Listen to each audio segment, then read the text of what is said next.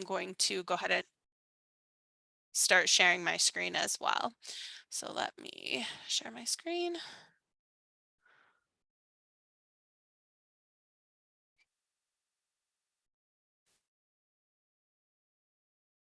Okay, so now that we have started the recording, we're going to go ahead and get started this evening with our presentation. We just want to welcome everyone to our September Caregiver Stress series, which is titled School Issues and What We Can Do About Them. Last month, we kind of talked about back to school and things that parents can expect, but we also know along with going back to school, there are a lot of things that crop up once our kids are back in school that can be so stressful. And tonight we just kind of want to go over a few of those issues that you may run into and some really good resources. Sue has an incredible presentation prepared for us, and we're very excited to share this information with you. Just real quick, Shu is not here this evening. She is our program manager, but I just want to introduce our programs a little bit in case you're not familiar with us and what we do. So we have two programs. We have our systems navigation program, which Sue is also part of. And what our systems navigation program really does is they help families manage their interactions with the systems and find new resources for them. So maybe a family is having a difficulty contacting a therapy resource or a state agency, or looking for, let's say, day programs in their community. Our systems navigation team will connect with that family, find out what resources they're looking for. It can also be community resources, family resources, it doesn't matter. We have a whole approach to helping the entire family and their loved ones, really troubleshoot these challenges. And that's what our team does, is really finds those resources that maybe families, don't have access to, or assist them in following up with those resources. And really the goal of that program is to help families feel less isolated, more connected, and more supported. We all know how difficult dealing with the systems can be, and our systems navigation team is doing an incredible job really connecting with families and making a difference. And I'm super excited about that program, and it is something that anyone can access. I will put the flyer for that in at the end of this, just in case you're not familiar, so you know how to contact us. And then we also have our trauma-informed care program, which is the reason that you're here this evening. With our trauma-informed care program, while we're still looking at the whole family, we're really focused on the caregivers, and that's something that we're really proud of with this program. It's a new program, and it's one that actually really focuses, like I said, on the caregiver, which isn't something you really find out there. And it's helping families learn healthy ways to manage their stress and live their day-to-day lives. We have access to all kinds of resources. Trainings like tonight are definitely one of them, but we also have support groups. We also have access to counseling that we can assist families with, but then we also offer peer-to-peer support, just a listening ear from someone who's living the same life that you are, caring for a loved one. Even, it may not even be to help you find resources. Of course, they can do that too, but sometimes you just need someone who gets it to listen, and the trauma-informed care team is here for that as well. Both of these programs are funded by the Philadelphia Department of Behavioral Health and Intellectual Disability Services, but they're housed under Vision for Equality. So I will get flyers in the chat for you as well, but we just wanted to give you a little background on who we are in case you weren't familiar. Um, just some quick introductions. Like I said, Shu is unable to be here this evening, but she is our program manager. She is an incredible wealth of information. It is such a pleasure working with her, and she's a wonderful resource for families. Her information will be listed at the end of this presentation. If you have any questions or want to reach out to her, all of her information will be at the end of this presentation. Myself, I'm Victoria Shiano. I work for our trauma-informed care program. I also work for PA Family Network and PA Families Need Nurses Now, all programs through Vision for Equality. Of course, my most important job, I am the mom to my 6-year-old son, Cole. who is the light of my life, but he keeps me very, very busy. He has mitochondrial disease, and with that comes 32 different doctors and 4 therapists. So we're constantly seeing someone else, making phone calls. He is also on the spectrum and has ADHD. So we deal with all sides of physical and behavioral health. I've been with Vision since 2019 officially, but I've been doing advocacy work since he was born in 2016. I've also done a lot of work with little lobbyists, the United Mitochondrial Disease Foundation, and I serve on a couple of committees for the state as well. And I, am really, really grateful to be in a position now where I'm able to use my lived experience and share our story and be able to help other families, navigate the things that we go through every single day that can often feel so lonely. And that is me. I'm Sue Tuckerman. Good evening to everyone who's here. Thanks for joining us. Um, Most of you know me, but I am the mom of 3 adult sons, 2 of whom are now 24, almost 25 years old. They have autism and intellectual disability. I've been involved in the disability field in Philadelphia since about 2000 when they were first diagnosed with autism. Um, I'm happy to do this presentation tonight. I'm also happy to say that this is the first year in about 20 years that I do not have anybody in school. My youngest son graduated college in May. So, as much as I miss having little ones, I am thrilled not to be in school, but I have a lot of experience with dealing with school issues. I truly believe that supporting caregivers is critical in supporting individuals with disabilities. We really are the lifeline for our family members. There's a saying out there that, you have to put your own oxygen mask on first before you can help others. And I feel strongly that that is key for us to feel supported and to be supported. Um, it's difficult to adequately support others when we ourselves are struggling. So we hope that we can provide some support to you. At any point, reach out to us. Tonight, some questions in the chat if you need to. After the presentation, please feel free to reach out to us. We hope that you feel a connection to us as fellow parents and caregivers.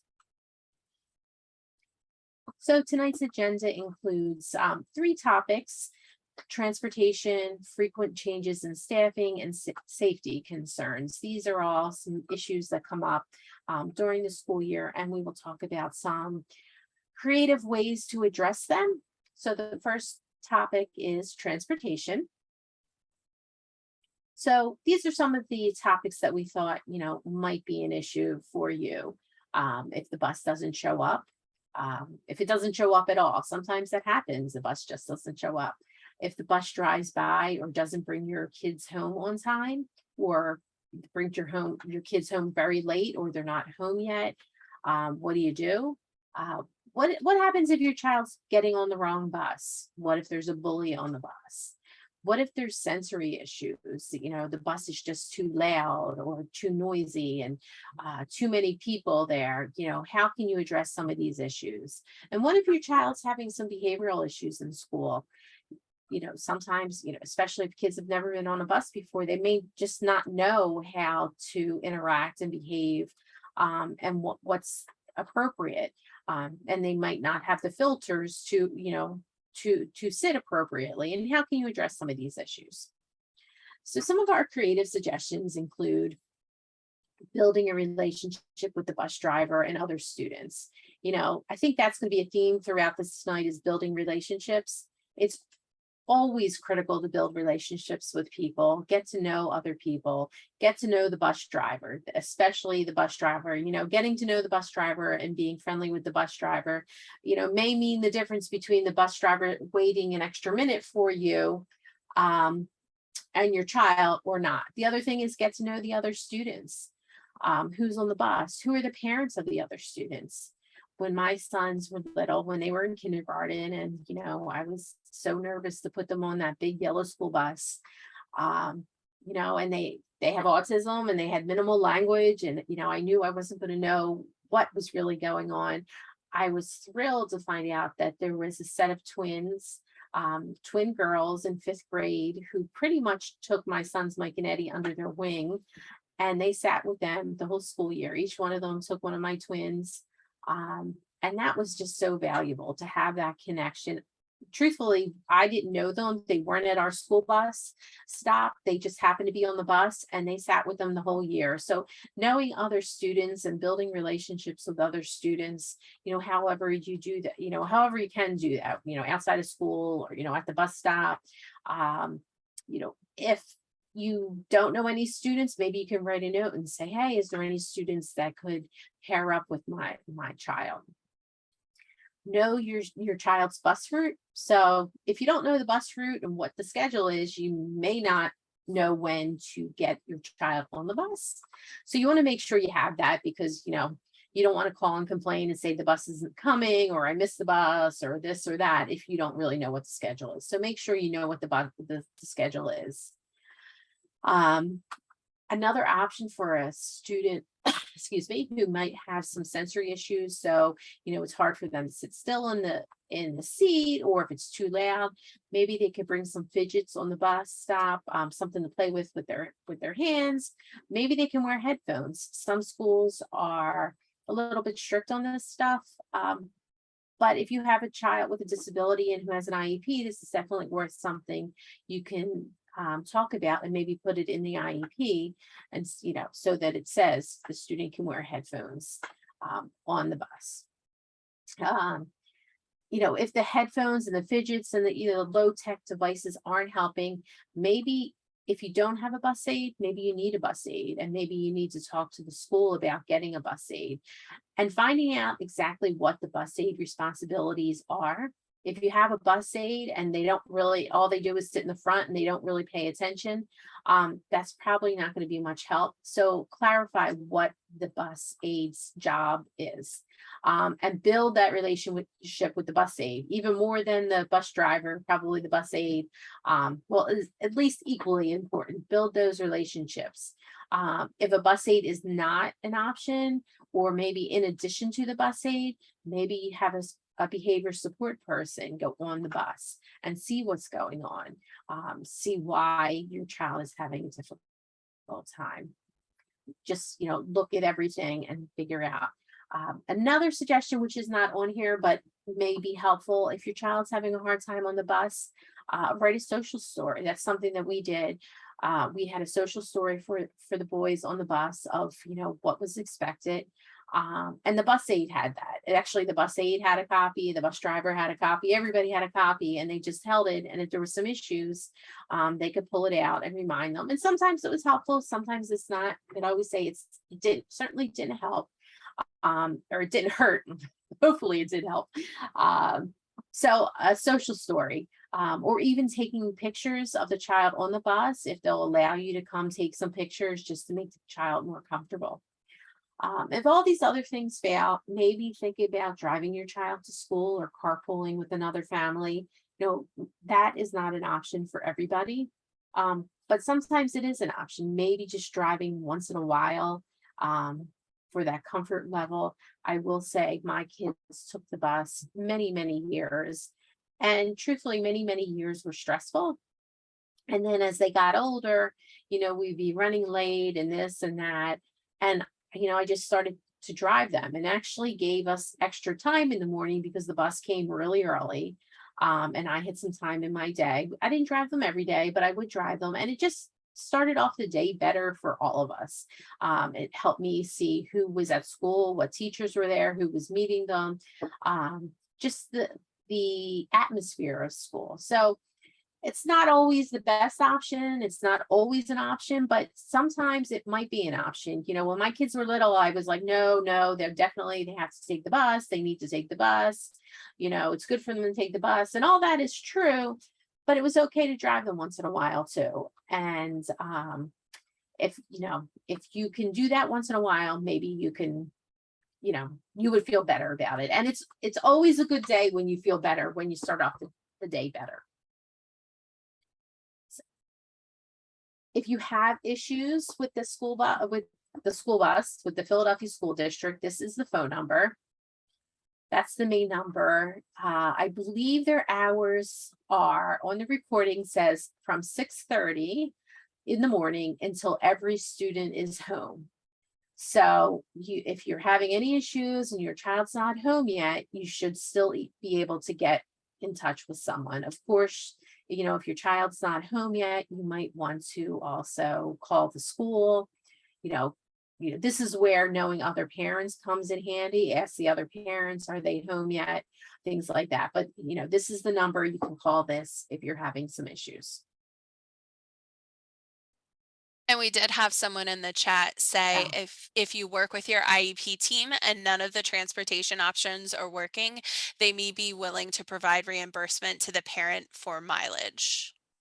Absolutely. That is something that I've been hearing more and more about in Philadelphia, reimbursement, as well as there are some other options I'm hearing of people taking different modes of transportation. I don't want to mention any because I don't know for certain, but I have been surprised when I've been hearing things lately. So try and work with your IEP team. I mean, the goal is to get the child to school on time.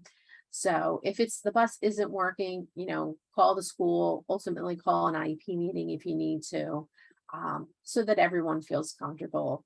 It's terrible to start off the day uncomfortable. So, try and get that set up as soon as you can. So frequent changes in staffing. This is something that I found as a parent of two kids with a disability to be so frustrating. I have to say that I had my two sons with autism, and then I had my so called typical son. And my younger son, who didn't have a disability, never ever had the amount of change and disruption that his older brothers had. And it was always so frustrating because my older sons, the twins, really needed the consistency. And I always say the kids who need the most consistency often don't get that. So this is really a frustrating situation. Whatever you can do to provide that consistency for your child, do it. Some of the changes could be the change in the bus driver, the teacher's aides, the therapist, the bus aide, whoever it is. It is frustrating. You it results in the IEP not being followed and lack of consistency. And we all know for our kiddos who have disabilities, that is a big, big issue.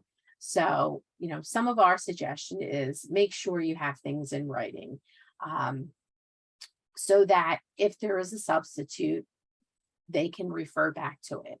And remind people, oh, if there's someone different, they need to be referring back to um, things that are written down, whether it's the IEP or some other document. If these changes are consistent, if the inconsistency is consistent, then you're going to want to request an IEP meeting and ask, like, when is there going to be consistency? Ask for some answers. What is going on? Why don't I have a teacher? Why are things changing? And stress to them how important it is for your child to have a consistent schedule. And the truth is, we care the most about our kids, and it is most important to us. So, unless you're the parent, you don't know how that feels to be like, oh, my poor kid. They're really, things are getting shaken up so much, so often. It's very difficult. So, request that IEP meeting if you need to. Make sure your IEP and your other documents are all up to date, because if you have someone new in there, you want to make sure they're doing everything that's up to date. Introduce yourself and your child to the new staff. There's many different ways to do that. I mean, this is another reason why driving your child to school once in a while is you get to meet the different people who may be there. That's one way to know if there's staff changes. Another suggestion would be to make sure if there's staff change, let them know that you want to know about the staff changes so you can know how your child's day is going. Another thing is if you realize your child is having a lot of staff changes, is, do what you can to make things consistent and remind them what's consistent. Like, maybe have a schedule for them, like you're going to school, you're going to take the bus, you're going to, this school and you're taking this bus, so that your child still feels some consistency. If people change, they do change, and that's challenging, but there are some things that remain the same, and remind them that, because sometimes, especially our little guys, they might, might feel nervous or upset because things are changing so much. But remind them that there are things, a lot of things are the same, and that when they get home, things will be the same. You'll follow the same routine that you always do when you get home. So here are some other documents that are helpful. I have a friend actually who has been subbing in an autistic support classroom, and I was talking to her about it. And I'm happy that she's doing it because she is a very kind-hearted person. But I said to her, well, what's the plan? And she said, I don't know what the plan is. And in discussing it with her, I said, you need one-page profiles. All the students in your classroom need one-page profiles, because she is subbing, but she's not subbing every day. So I thought a one-page profile, that would be great. And we'll go over a one-page profile in the next slides. But a one-page profile, check out this link, and we will talk about it in a few minutes. The other one is the vision or the trajectory. And it's important to share that with staff because it helps them understand what you're looking for your child. I always say, unless you share your vision, there's no way for staff to know what you're thinking. In fairness, teachers and staff and everybody who works with your child works with lots of different children. And all of those parents have different ideas of what they're looking for their child. So unless you share that with them, how are they going to know what you really want for your child? So if we could just go. So this is my son's one-page profile. It's kind of a basic one. Hopefully you can read it. A one-page profile asks what do people like and admire about me? So for Eddie, he's very funny. He's very much like a cartoon character. We say he's our real live cartoon character. He's very honest and trustworthy. For better or for worse, he's honest. He's a great artist, and he's a math whiz. He has really so fascinating math skills, and people really, that draws people to Eddie. They'll ask him about different dates and numbers and how much does this cost and that cost, and people really like that about him. And this is kind of some of the stuff that I share, like, oh, did Eddie ever show you his calendar skills? And that draws people to Eddie, and that helps people get to know Eddie. But things that are important for Eddie are structure, routine, clear instructions, a written schedule. For Eddie, a written schedule is better than anything he could ever possibly get. He needs to know exactly what's going on. If it's written down and he can check it off, that makes him very, very happy. He feels accomplished because he's checking things off. Eddie likes to be home too. Like Eddie will tell you his most favorite place on earth is home. He says home is the sweetest place on earth. Eddie's family is very important to him. He always asks where his brothers are. And of course, Eddie's favorite food is pizza, and he will do almost anything for pizza. So they're the things that are very important to Eddie.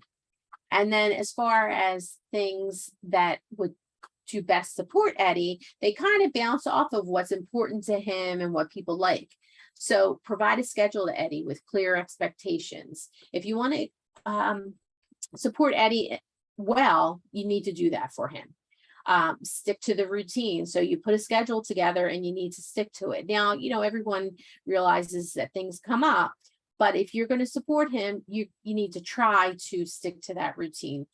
No surprises, no loud noises, no change in schedule. Patience. Eddie has a lot of great qualities, but he also needs people to be patient with him. We often say that because Eddie is not always so flexible, we need people to be flexible with him. So he needs people who are flexible and patient.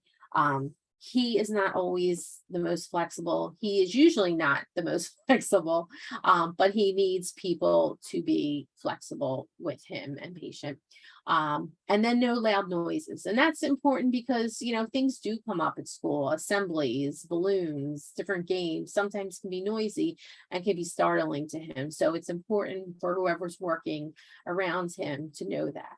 So as you can see, this is, just a quick one-page profile. It could be much more detailed. I just thought this was a good one because it just has some basic things. But if he were to go somewhere and he were to bring it with him, someone could read through it quickly. It's not too detailed. It's not going to take forever. It's going to take about 2-3 minutes to read it, but people can remember it and figure out what are good ways to support him. So here is the sample trajectory, which helps you write a vision for your child. So, and I should note that these tools are actually part of the life course tools that the PA Family Network works with. And if you're interested more in these tools, please check out the PA Family Network. Both Victoria and I work with the PA Family Network as well. So anyway, so the trajectory, I don't want to get too detailed again, because this isn't a PA Family Network training, but it does help you understand building a vision and what's good for building a vision. So on the left side of the paper, you see different things, different experiences at different age levels. And those things above the arrow were things that were helpful and positive experiences for Ed.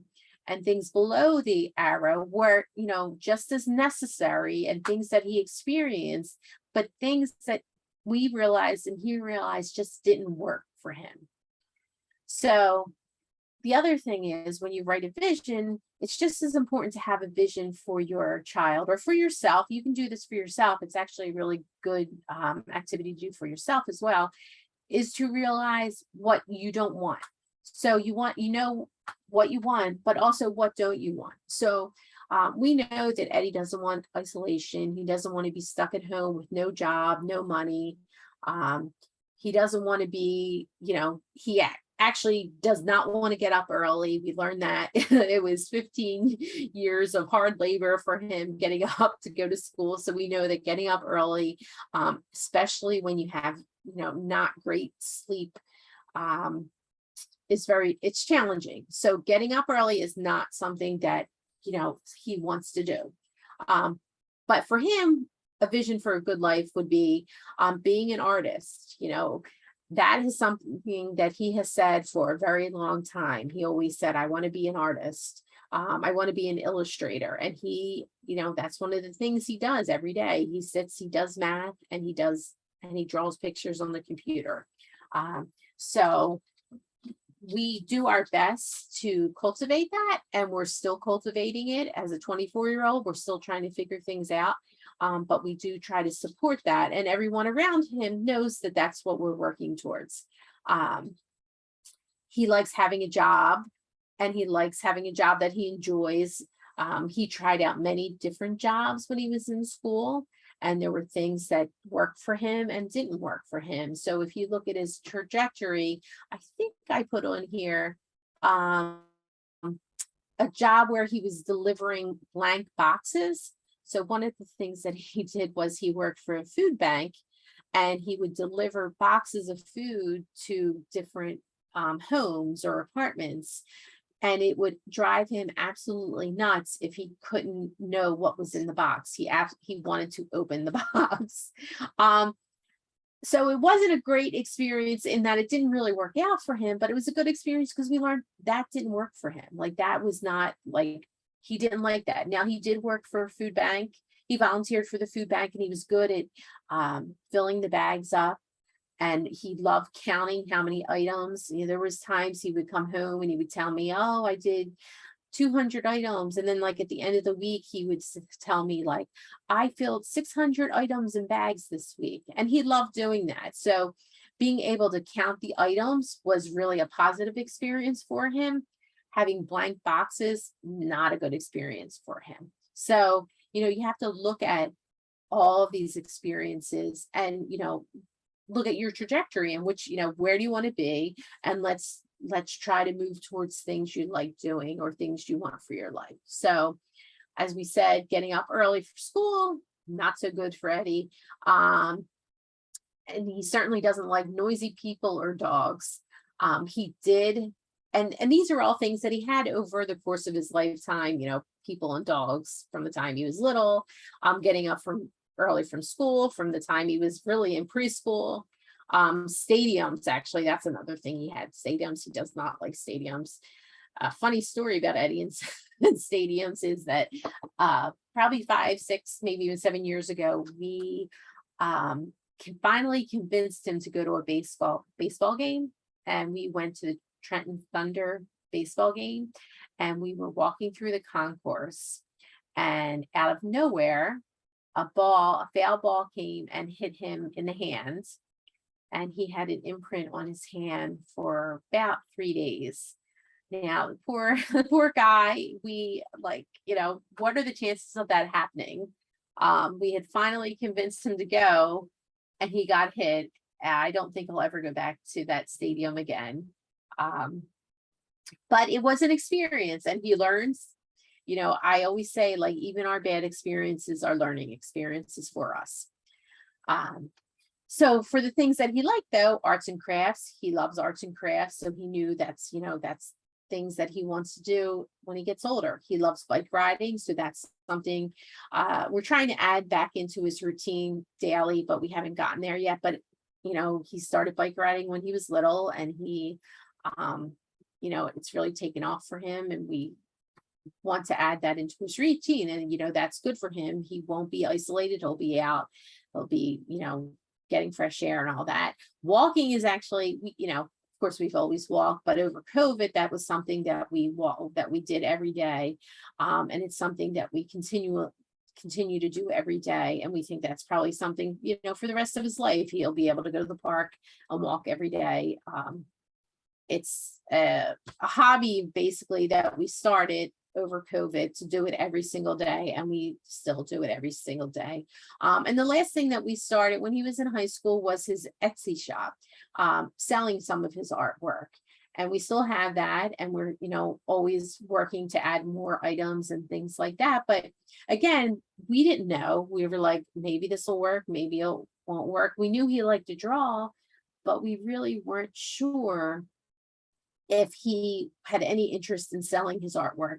And let me tell you, like, the pride he has when he sells his wrapping paper or a picture or something, we had no idea. And he really does feel proud of himself. And everyone should feel that proud of themselves in their life. So this is a sample trajectory, and it just talks, it shows where we want Eddie to be, where Eddie wants to be. And we share that with other people. We shared this kind of information with them at school before he finished school, and they helped us.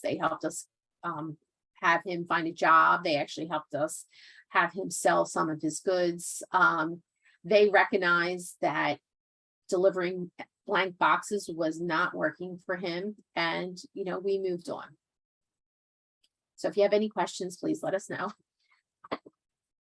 The last of our concerns today that we're going to talk about, that we have on agenda, but if you have questions at the end, please feel free to ask, is safety concerns.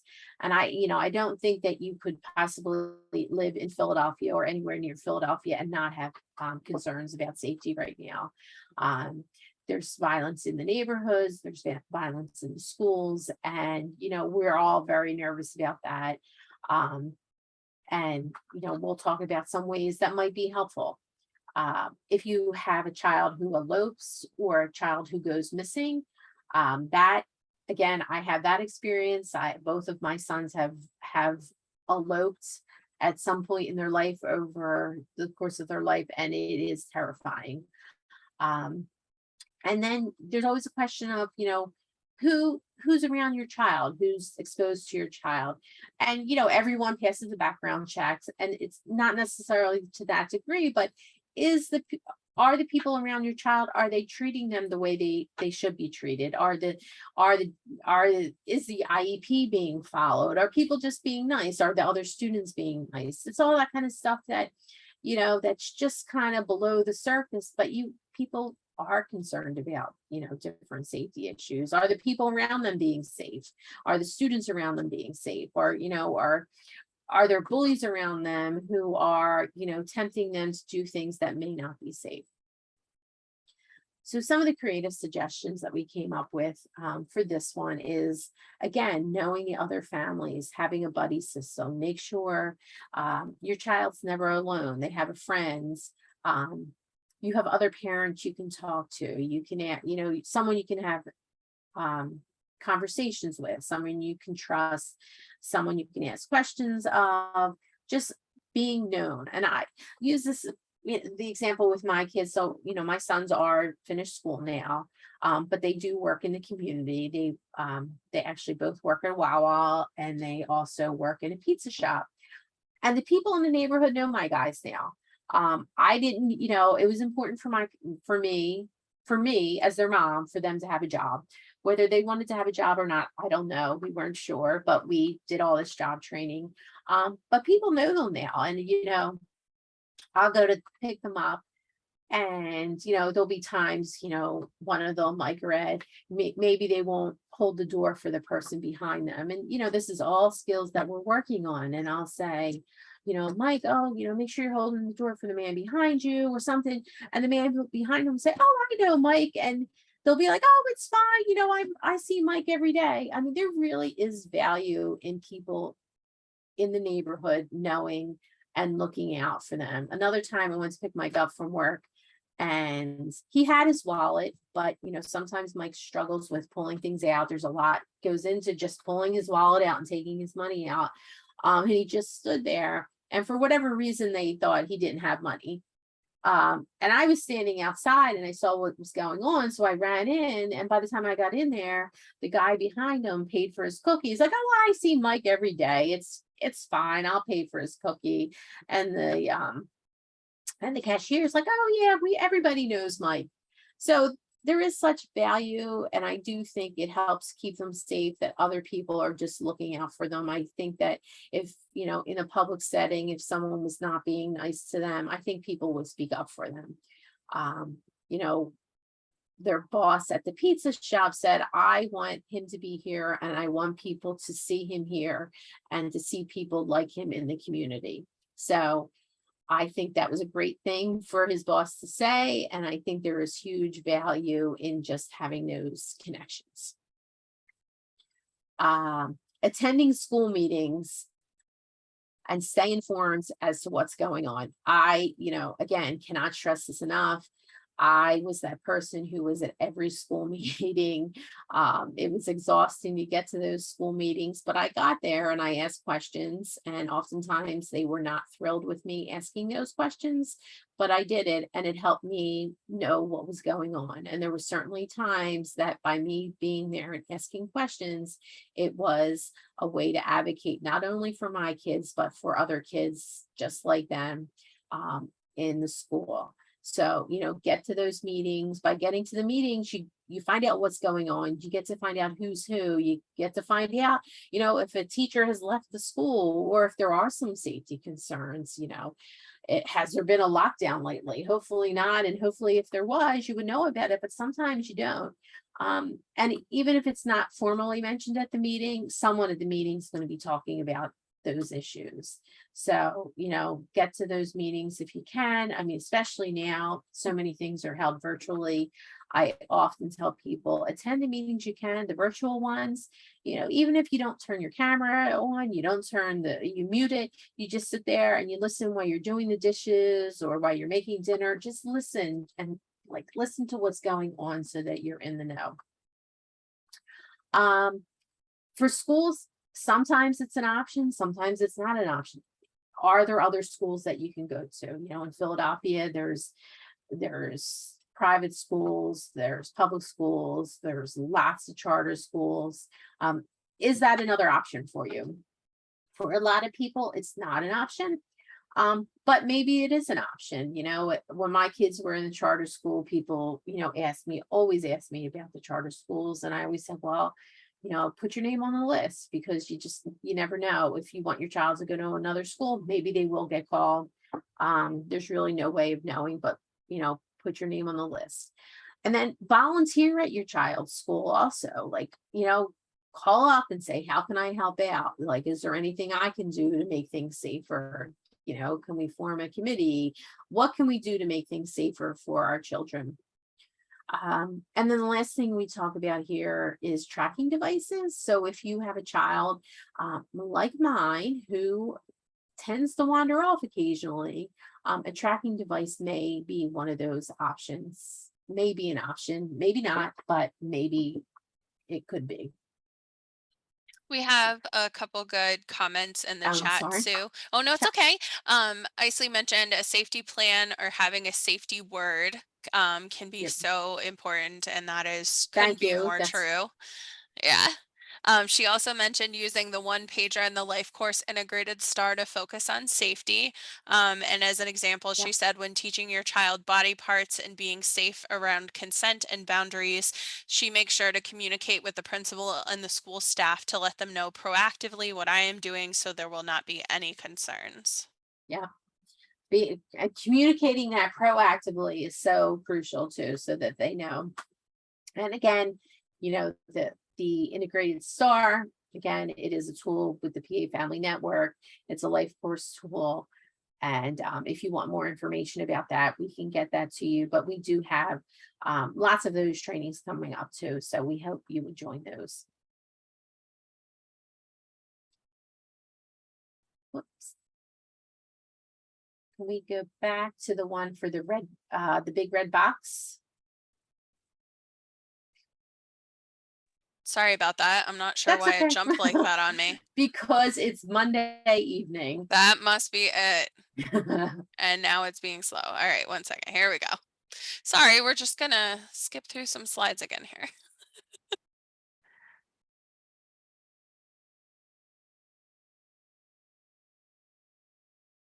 There we go.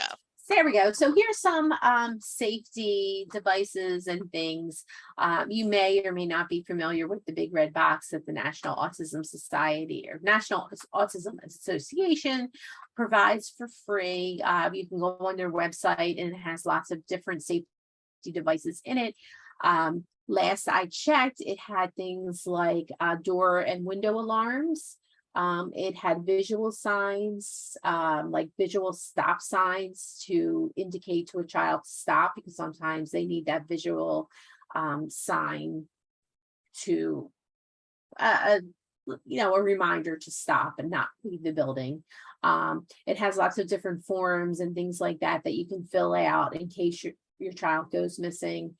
So it has a lot of, it's free, it's, worth checking it out. I'm not sure if it's continually given out. Previously it would be like every 6 months they would give it out, but it's something to check out and look into. Also, you can look at it and see what they have in it. It's, would be a good suggestion of different things to buy. Some of it is like the door alarms and stuff, which you can buy at you can also buy at Home Depot or the dollar store, things like that. Again, as a parent of kids who have wandered, we have door alarms and chimes everywhere. We certainly don't go to bed at night without all the alarms on, and we have all kinds. We have sensors. We have a Simply Safe. We have everything, because if they wander out, it is alarming. We also suggest the Philadelphia Premise History ADA form. So if you click on this link, it's similar to what some of the counties have, the premise alert. So you fill it out, and it has all the individual's history, and it goes to the Philadelphia radio room. It's typically associated with the child's address. So if there's some issue and somebody calls 911, whether it's at the house or if it's or they're reporting this person, they have information of what the child looks like, what's the child's disability, how does the child respond? How does the child communicate? Uh, what would be helpful? I remember writing on ours that, if my son was missing, we would like call out, hey, do you want a cookie? They really like chocolate chip cookies. So we listed chocolate chip cookies and pizza might be things that would get their attention. And you send that back to the radio room and then they keep that information. It's also a good idea to update that every few years. And then the different tracking apps and devices. So there's the Angel Sense, which I believe there's a monthly cost. It's like you wear it on your arm. Um, I'm not sure. I have to be honest and say I'm not sure how well it stays on. I know there are some different devices. The ones we listed here today are kind of the most up-to-date ones. The next one is a list of different locator apps that you could use. So you can take a look at those different apps. I think probably the one that most people are familiar with is the Find My Phone or the Apple Tags. Ironically, I've just started understanding how Find My Phone works and the Apple Tags work. And I'm like, oh, wow, how about that? So the Apple Tags, we actually have Apple Tags. My one son wears them in his shoe. My other son actually does wear a tracking device, but this one will not wear anything on his body. So we have an Apple Tag in his shoe. The downfall to that is that someone would need to be around him that has an iPhone in order to pick up the Apple Tag, but it's still better than nothing. And then there's new, well, it's new to me. Apparently, it's not that new, but it's new where you can get a QR code, and I think we're missing part of the link there, so maybe we can get that in the chat or whatever. So you can create a QR code that has all your child's information on it, and then there's different devices you can like stickers and wristbands and different things that you can put that on. So if your child gets lost, someone can scan it. Now, for me, I've always said about this kind of stuff like, oh, that's great, but I need someone to find them first. But, similar to like a Med Alert bracelet or something like that, the information would be there, if he's wandering around and, someone recognizes that they're lost, someone can help them, especially for someone who may not have a whole lot of traditional language. We had a couple more comments in the chat I Sure. just wanted to point to. This one says the one-page summary that we have for my son is given automatically to their substitutes who clearly are not reading Great. 90 plus or more page IEPs, which totally makes sense. And she said providing what works and what doesn't helps everyone, especially her boys. And she also said Green Dot might be a good resource to add to this list for first responders. If they see it, they are trained to look in the glove box for specific issues. Yes.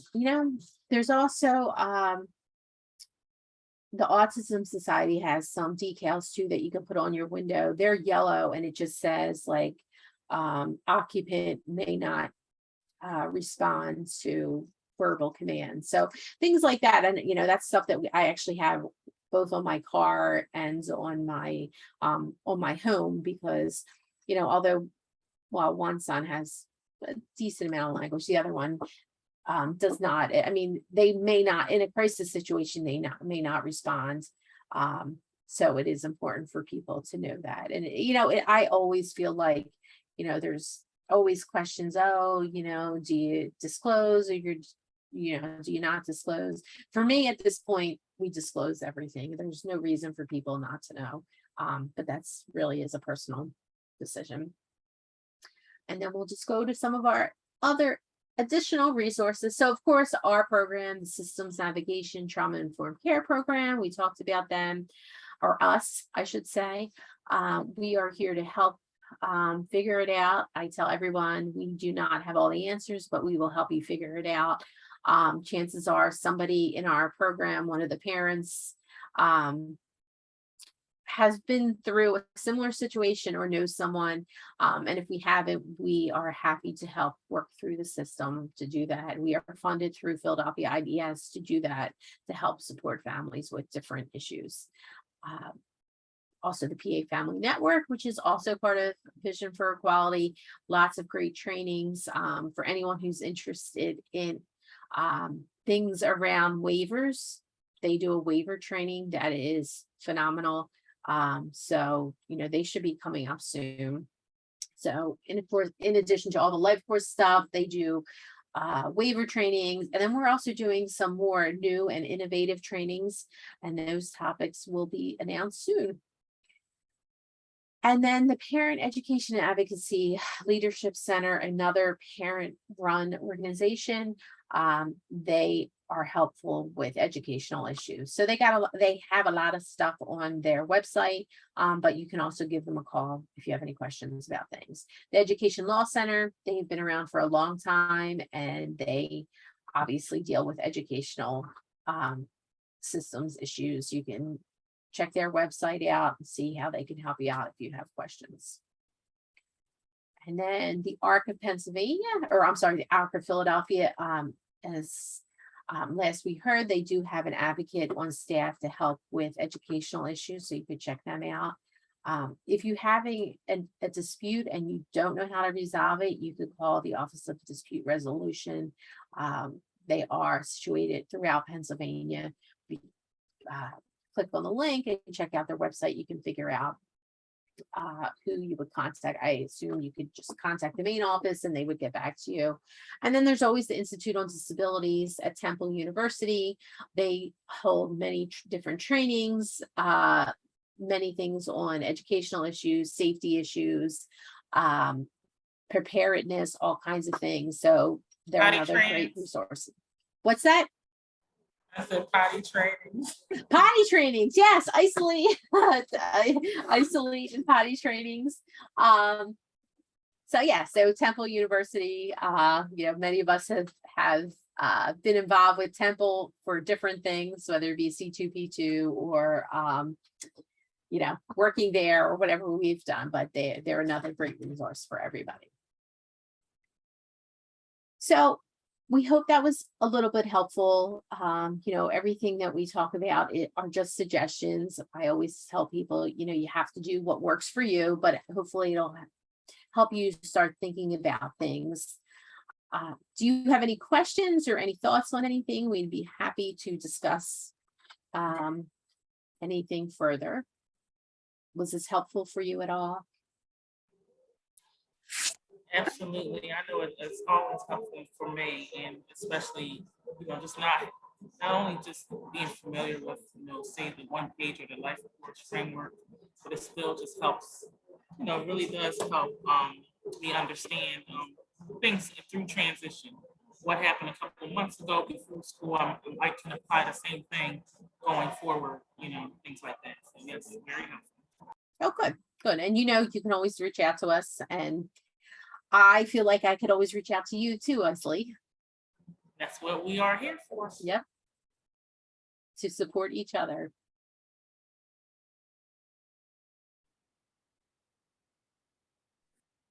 So I put something in the chat because it's hard for me to talk, but I've done a lot of talking and presenting lately.